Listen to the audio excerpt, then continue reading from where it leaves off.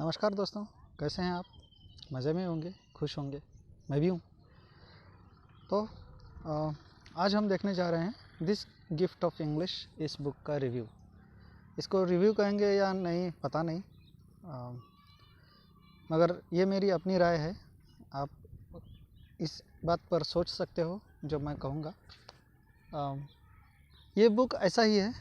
इस बुक का नाम है this gift of English is the main title of this book, and subtitle of this book is English Education and the Formation of Alternative Hegemonies in India, and the writer is आलोक मुखर्जी। आलोक मुखर्जी एक भारतीय है, उनके नाम से ही पता चलता है, मगर वो अभी कनाडा में स्थित है। उनका जन्म हो गया था 1954 में।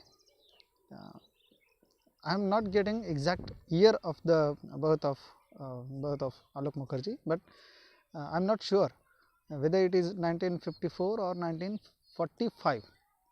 ज़रा एक बार देख लेना बाद में। तो वो ज़्यादा हमारे लिए ज़्यादा इम्पोर्टेंट बात नहीं है।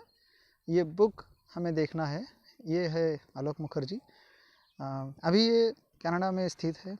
इन्होंने टीचिंग भी की है, इन्होंने कई नौकरियां भी की है, डेलीगेट रहे हैं, और ऐसे कोई मतलब जो परराष्ट्र धोरण जो होता है, उन्होंने उन धोरणों में भी काफ़ी रोल अदा किया है।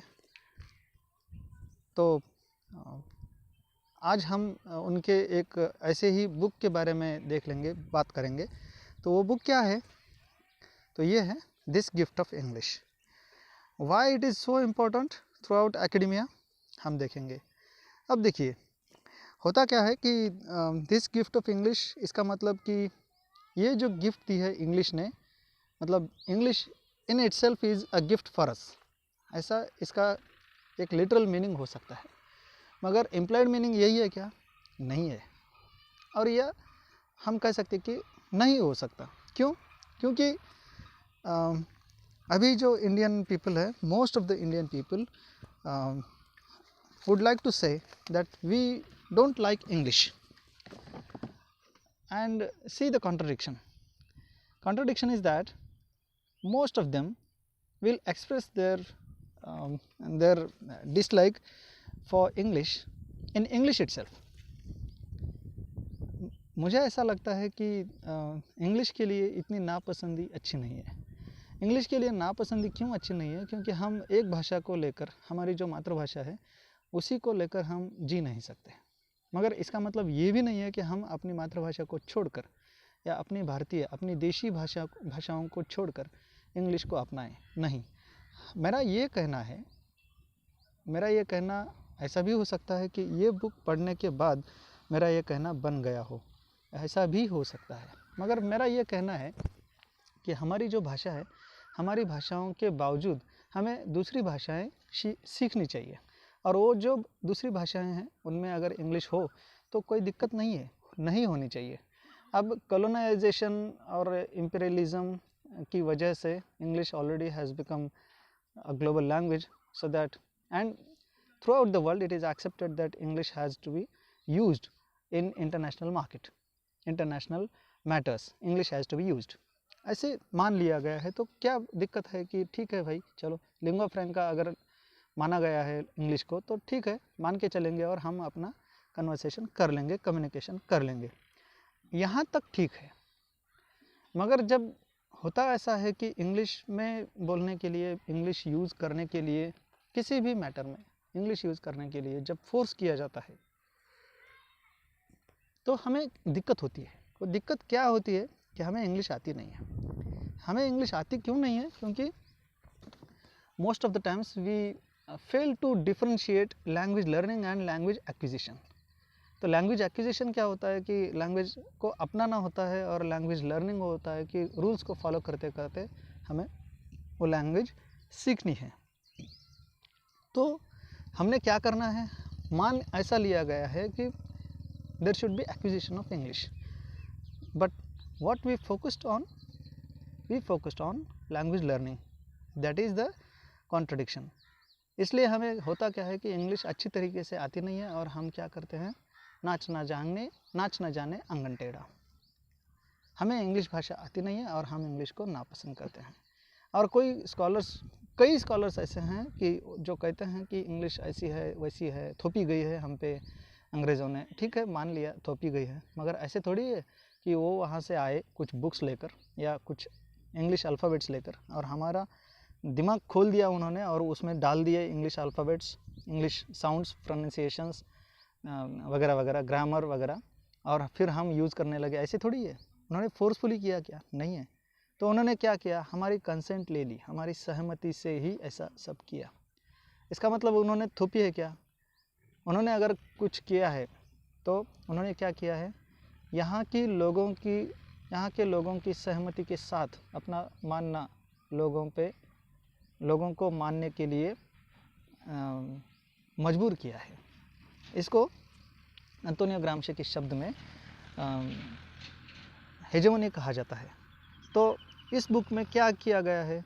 अभी मैं जो इस वीडियो में बोल रहा हूँ, अभी मैं इस वीडियो में जो भी कुछ बात कर रहा हूँ वो मेरी अपनी राय है और वो राय इस बुक को पढ़ने के बाद बन चुकी है, ये आप मान के चलिए।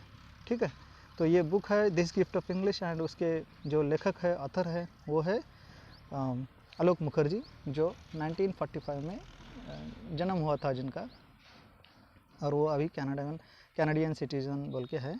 दो ही is known as earlier or erstwhile Indian person, but now he is settled in Canada। तो ये बुक जो है मैंने जो एडिशन ली है, मैंने जो एडिशन पढ़ी है वो है 2019 फर्स्ट एडिशन। अगर दूसरी एडिशन निकली है तो पता नहीं, मैंने जो सर्च किया तो अभी तक मुझे तो नहीं मिली है दूसरी एडिशन इस बुक की, क्योंकि ये तो क्रिटिकल बुक है और ये इंग्लिश का जो इस्टेब्लिशमेंट है, इंग्लिश का जो स्प्रेड है दुनिया भर में, उसके बारे में सोचने पर मजबूर करता है। ये क्रिटिकल वर्क है, इसलिए हो सकता है कि इस बुक की खपत इतनी ज़्यादा नहीं हुई थी या नहीं हुई है और ये नहीं होगी, क्योंकि ये क्या करता है कि क्रिटिकली एनालाइज करने के लिए, क्रिटिकली सोच विचार करने के लिए हमें मजबूर करता है। हाँ, तो टेक्निकल बातें पहले देखते हैं। तो this book is published by Orient Blackswan and first edition is published in 2019। और यहाँ एक ईमेल आईडी भी दिया है daily@orientblackswan.com। तो इस ईमेल आईडी पे हम बात करके मतलब ईमेल आईडी पे हमारा जो संदेशा है वो पहुंचा सकते हैं, और उनसे कुछ इंक्वायरी वगैरह करनी है तो हम इंक्वायरी भी कर सकते हैं। तो ये हो गई टेक्निकल बातें। अब हम आगे जाते हैं। इस बुक में है क्या? इस बुक में है बहुत सी बातें। पहले तो है सिचुएटिंग द स्टडी, पहले इंट्रोडक्शन, फिर situating the study, then this gift of English, setting the stage. Setting the stage मतलब ये जो है this gift of English title जो है, तो उसको क्या किया है? डिकंस्ट्रक्ट किया है। डिकंस्ट्रक्शन का मतलब ऐसा नहीं है कि डिस्ट्रॉय नहीं है, डिस्ट्रक्शन नहीं है, डिकंस्ट्रक्शन है। मतलब कोई कुछ कंस्ट्रक्ट किया हुआ है और उसका मतलब पता नहीं है। कंस्ट्रक्शन मतलब कोई पोएम कंपोज की जाती है, उसका मतलब क्या है पता नहीं है, तो उसका मीनिंग जो हमें पता करना होता है, वो मीनिंग को हम जो पता करते हैं तो वो प्रोसेस होती है, और उस प्रोसेस को डिकंस्ट्रक्शन कहा जाता है। अब नई जो थियोरी है, जैक देरिडा ने जो 1976 में ऐसे लिखा था डिकंस्ट्रक्शन, वहाँ से डिकंस्ट्रक्शन थियोरी का भी एक इस्टेब्लिशमेंट हो गया है। तो ये क्या इस बुक में क्या हो गया है? तो English as a global language and imposition of English on people throughout the world, ये दोनों बातों को डिकंस्ट्रक्ट किया गया है। ठीक है, और इसमें और भी कुछ बातें हैं कि the most beneficial and lasting legacy colonial versus revivalist hegemony. इसका मतलब ये है कि ऐसा नहीं है कि अंग्रेज़ों ने हम पर थोपी नहीं है इंग्लिश, तो हमने मांग ली है। तो कैसे मांग ली है हम बाद में थोड़ा डीप में जाके बात करेंगे। और भी है the gift castes it's spell part 2, texts, examination and hegemony. हाँ, उसके पहले पार्ट 1 भी है, the gift castes it's spell part 1, English literature and language curriculum in colonial India, and then part 2, texts, examination and hegemony, and then in the gifts aftermath, then conclusion। तो ये हो गए contents. Content के बारे में हम थोड़ी देर के बाद बात करेंगे। हम चलते हैं सीधा लिस्ट ऑफ अपेंडाइसेस। तो इस बुक में कुछ अपेंडाइसेस भी है। अपेंडाइसेस का मतलब जो ओरिजिनल वर्क्स जो बुक में साइट किए होते हैं, जो बुक में अटैच किए होते हैं लास्ट में, तो उनको अपेंडिक्स कहते हैं। अपेंडाइसेस क्यों कहा गया है? अपेंडिक्स का प्लूरल अपेंडाइसेस हो गया है। तो इसमें क्या क्या है? तो इसमें है एक्सेप्ट फ्रॉम बंकिम चंद्र चट्टोपाध्याय आनंद मठ। तो कुछ पैराग्राफ्स है, पैसेजेस हैं आनंद मठ से लिए हुए। तो वो क्या है, क्यों है, हम बुक पढ़ने के बाद हमें पता ही चलेगा। राजा Ram Mohan रॉय's address to Governor General Lord Amherst, December 11, 1823. Then we have examples of the early curriculum of English education in India, 1840s. Then we have senior scholarship examination questions, 1843.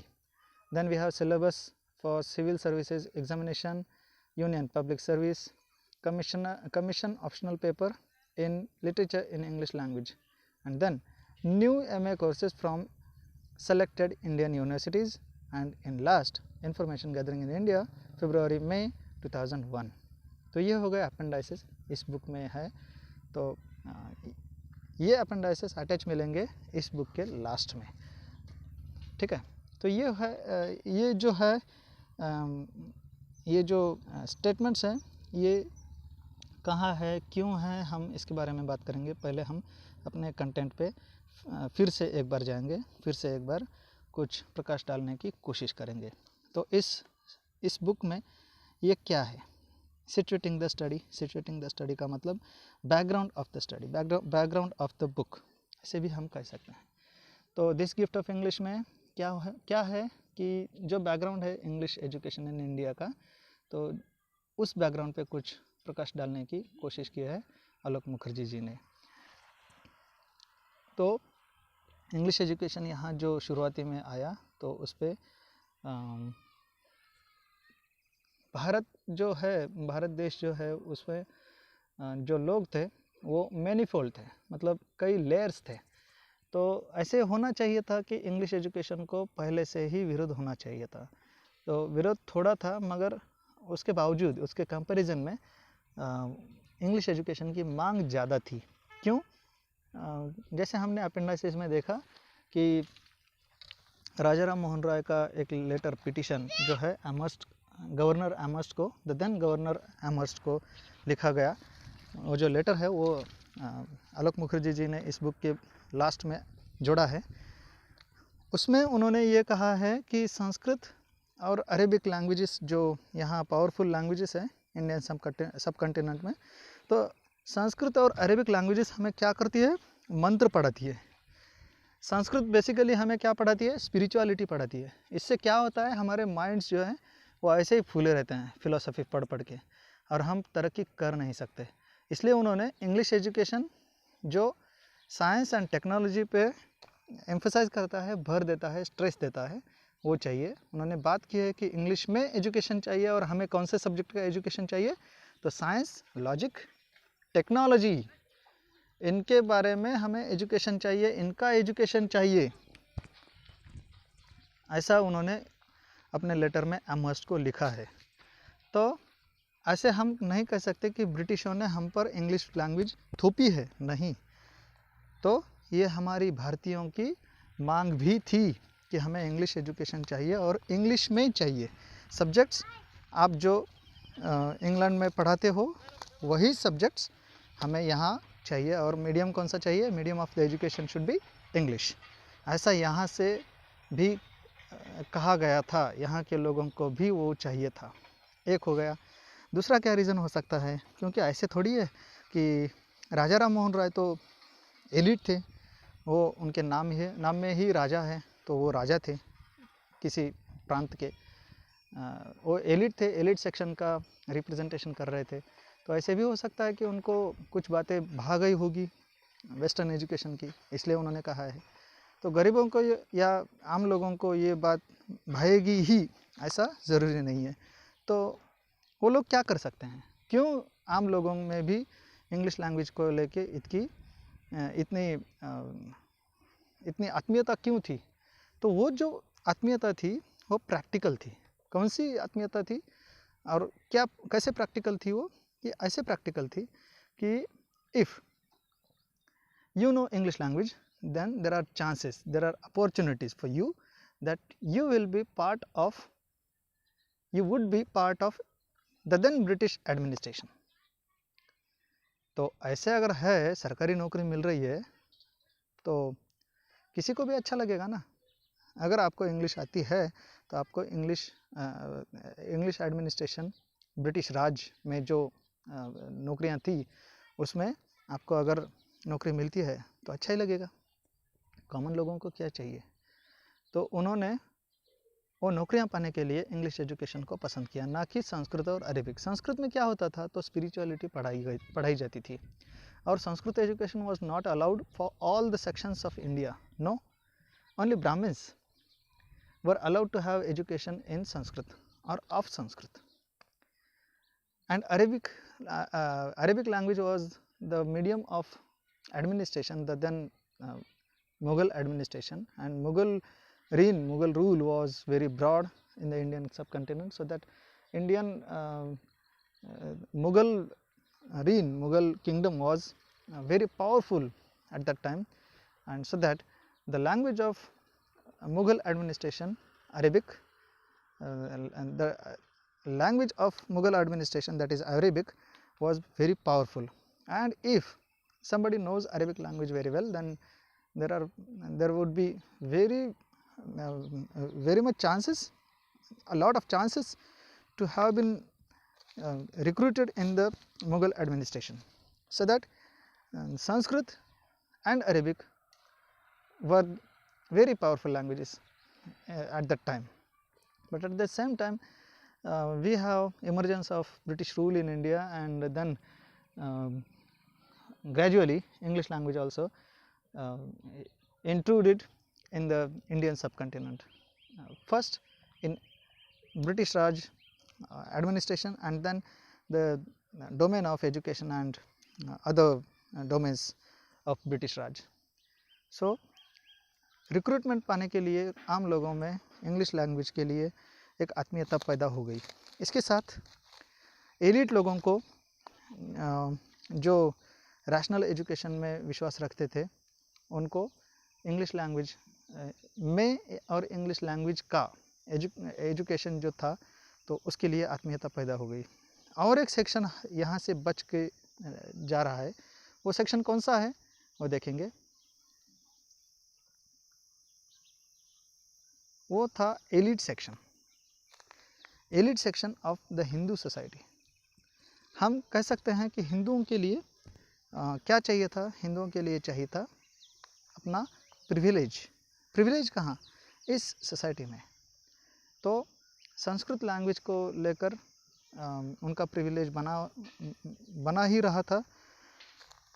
अब प्रिविलेज कौन है? तो प्रिविलेज कौन है? British people. और वो British people किसको ज़्यादा डोमिनेंस दे रहे हैं, किसको कीमत दे रहे हैं? तो इंग्लिश जानने वालों को। ऐसा भी है, रिक्रूटमेंट में ले रहे हैं, रिक्रूटमेंट में चांसेस दे रहे हैं, और क्या है, हाँ, तो रैशनल एजुकेशन दे रहे हैं, साइंस एंड टेक्नोलॉजी का एजुकेशन दे रहे हैं। बावजूद इसके हिंदुओं को, तमाम हिंदुओं को, मतलब जो हिंदू धर्म के बारे में ज़्यादा चिंता करते थे, ऐसा section, for example Brahmins and the elites were very worried, very careful about their lost glorious history. उनको ऐसा लगता था कि एक बार ऐसा भी हुआ था कि भारत में सोने का धुआं निकलता था। हमारा इतिहास कैसा है? बहुत अच्छा था, पावरफुल था, और मुग़लों की वजह से, मोहम्मदन्स मुस्लिमों की वजह से, मुस्लिमों के आक्रमण की वजह से, मुस्लिमों के आगमन की वजह से हमारा जो इतिहास था, ग्लोरियस हिस्ट्री जो था, तो वो चला गया। और उसको अगर रिवाइव करना है तो हमें क्या करना चाहिए? ब्रिटिशों का साथ देना चाहिए, ब्रिटिश लोग यहाँ रहना चाहिए, और हम अपना जो ग्लोरियस हिस्ट्री, ग्लोरियस पास्ट था, वो रिवाइव कर सकते हैं ब्रिटिशों की मदद से। इसलिए सब तरफ से, सभी कोनों से, सभी बाजुओं से इंग्लिश को यहाँ डिमांड थी। कहाँ? इंडियन सब कॉन्टिनेंट में। इसलिए सब लोग एक तरह से सब लोगों को ऐसा लग रहा था कि English is a gift for us and we have to acquire it. मगर उसमें भी ऐसा नहीं है ना कि British people had come here only to civilize the savage people. No, they came here to exploit materially and economically all the people who are living in colonies, the then colonies। ऐसा भी है, बिल्कुल है। तो उन्होंने क्या किया, उन्होंने कह दिया कि इतने लोगों को, मतलब जो भारत देश है वो बहुत बड़ा देश है, खंडप्राय देश है। ये ऐसे बड़े देश के लोगों को इतनी तादाद में, जो बड़ी संख्या में लोग हैं, तो उनको पढ़ाने के लिए हमारी शक्ति सक्षम नहीं है, हम सक्षम नहीं है उनको पढ़ाने के लिए। तो हम क्या करेंगे, कुछ ऐसा सेलेक्ट सेक्शन चूज़ करेंगे, उनको सेलेक्ट करेंगे एजुकेशन देने के लिए। और वो सेक्शन कौन सा होगा? मैकॉले के वर्ड्स में, Indian in blood and colour but British in taste, intellect and everything. तो हुआ क्या है, हुआ ऐसा है कि मैकॉले और उनके जो साथी थे, ब्रिटिश ऑफिशियल्स थे, उनको ऐसा लगा कि हम कुछ लोगों को ही, कुछ भाग को ही शिक्षित करेंगे इंग्लिश एजुकेशन में, और वो लोग क्या करेंगे, दूसरे लोगों को पढ़ाएंगे, और वो लोग क्या करेंगे, तीसरे लोगों को पढ़ाएंगे। ऐसे करके फिल्ट्रेशन थियोरी का उन्होंने एक स्वीकार किया। तो ये फिल्ट्रेशन थियोरी क्या करेगी, तो सबको पढ़ाएगी। और उनका ऐसा भी कहना था कि these newly educated people in English will be or must be mediators between us and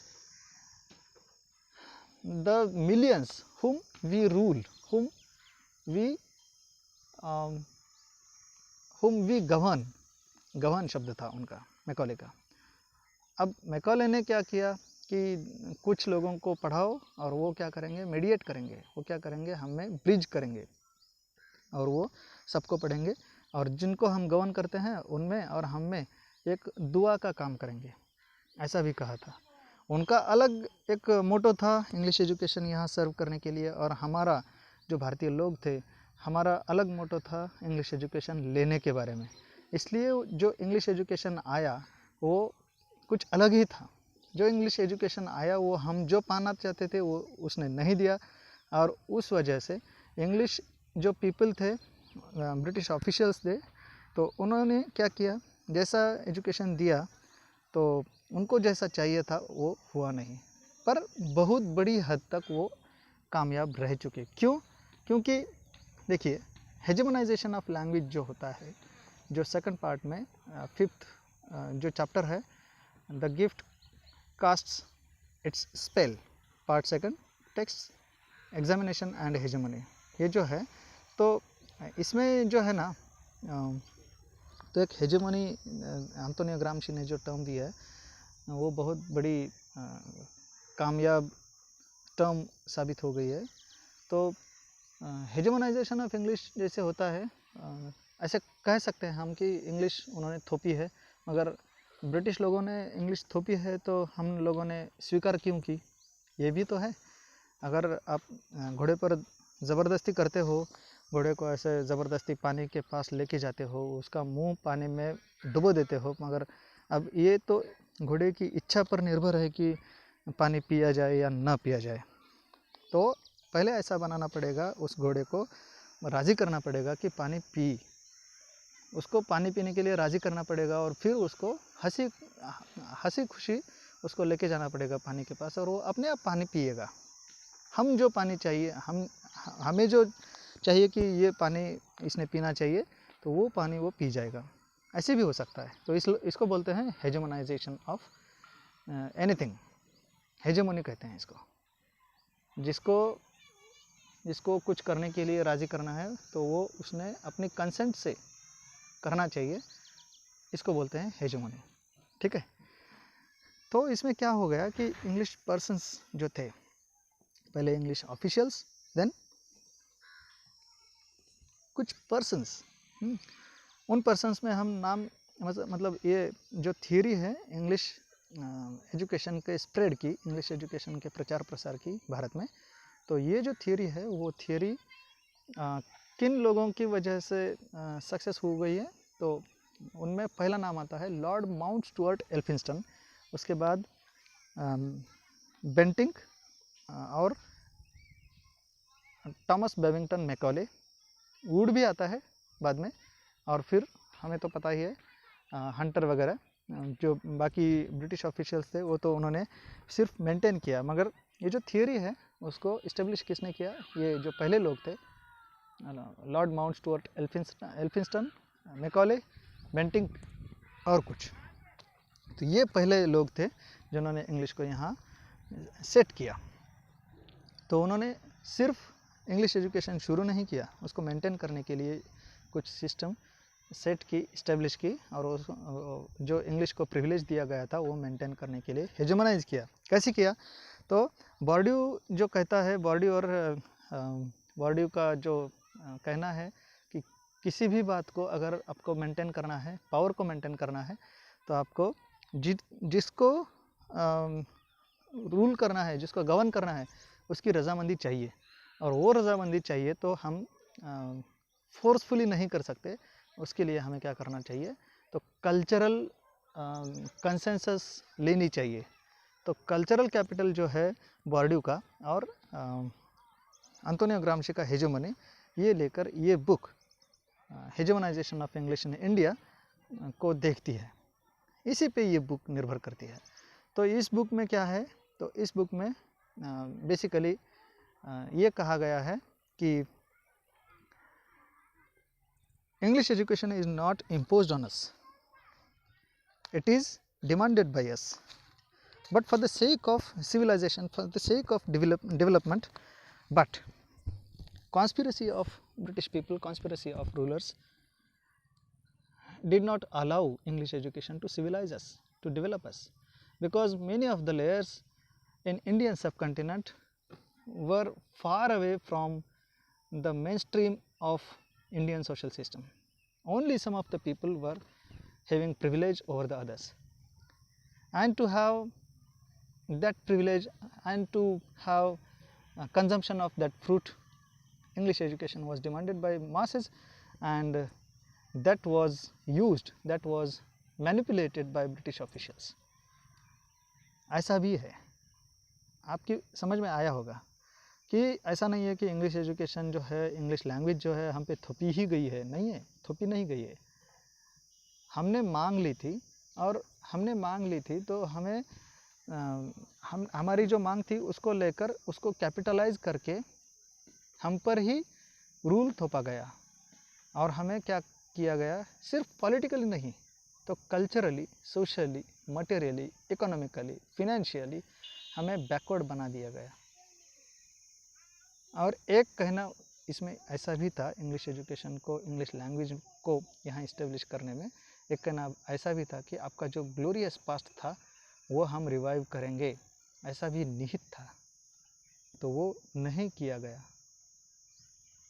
तो जो प्रॉमिस किया गया था इंग्लिश लैंग्वेज और एजुकेशन की इस्टेब्लिशमेंट में, वो फुलफ़िल नहीं हुआ है, इसलिए हमें ऐसा लगता है कि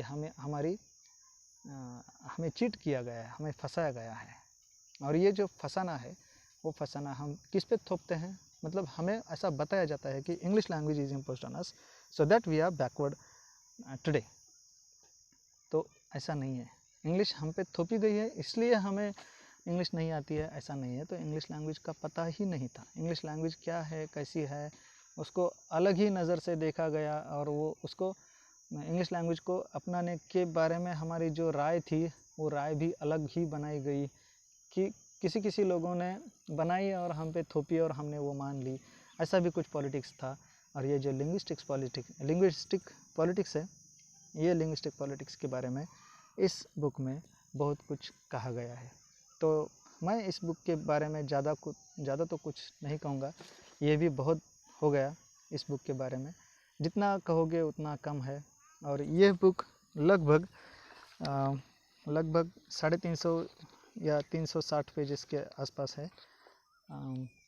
तो मुझे ऐसा पक्का लगता है कि ये बुक जब आप पढ़ने लगोगे तो आपको लगेगा कि अरे ये बुक तो मेरे हाथ में पहले ही पढ़नी चाहिए थी। तो मुझे इंग्लिश लैंग्वेज का जो पॉलिटिक्स है वो पहले ही समझ में आता, और मैं इंग्लिश को एक भाषा की नज़र से ही देखता, न कि कुछ अलग नज़रिए से। तो इसके साथ हम रुकते हैं। अगर आपको पसंद आए तो लाइक कीजिए, कमेंट कीजिए और शेयर भी कीजिए। चैनल को सब्सक्राइब कीजिए। Thank you very much.